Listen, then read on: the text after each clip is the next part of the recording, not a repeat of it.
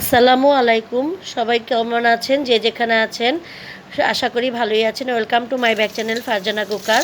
আজকে আমি রান্না করে দেখাবো বেগুন আলু দিয়ে বোয়াল মাছ।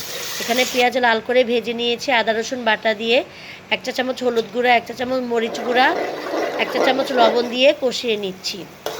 এখন ভালো করে কষানো হয়ে গিয়েছে।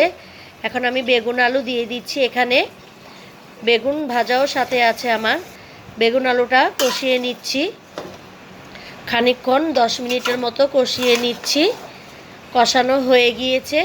এখন আমি এখানে পানি অ্যাড করে দিব, তারপর ঢেকে দিলাম। এখন মাছের মশলা মেখে নিব। হলুদ মরিচ লবণ দিয়ে মেখে 30 মিনিট রেখে দিয়েছিলাম, এতে মাছের ভিতর মশলা ঢুকে ভালো মতো।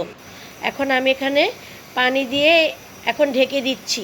বেগুনের ফ্রাই প্যান দিয়েছি, মাছগুলি এখন আমি ভেজে নিব। প্রায় আমার ভাজা হয়ে আসছে, দেখুন বেগুনটা এখন ফুটতে শুরু করেছে। এখানে আমি এখন উপরে মাছ ভাজা হয়ে গেলে, মাছ ভাজা হয়ে গিয়েছে, এখন তরকারির উপর আমি এটাকে বিছিয়ে দিব। একটা একটা করে সুন্দর করে বিছিয়ে দিব। বিছানো হয়ে গিয়েছে। এখন ধনেপাতা ছিটিয়ে দিলাম। ধনেপাতা ছাড়া তরকারি খেতে ভালো লাগে না। রান্না আমার কমপ্লিট। আমার চ্যানেলটি ভালো লাগলে সাবস্ক্রাইব করবেন, বেল আইকনটি বাজিয়ে রাখবেন।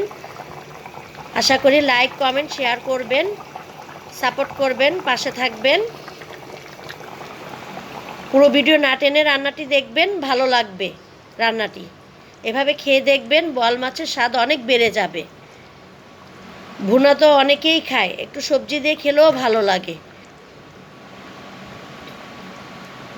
আল্লাহ হাফেজ।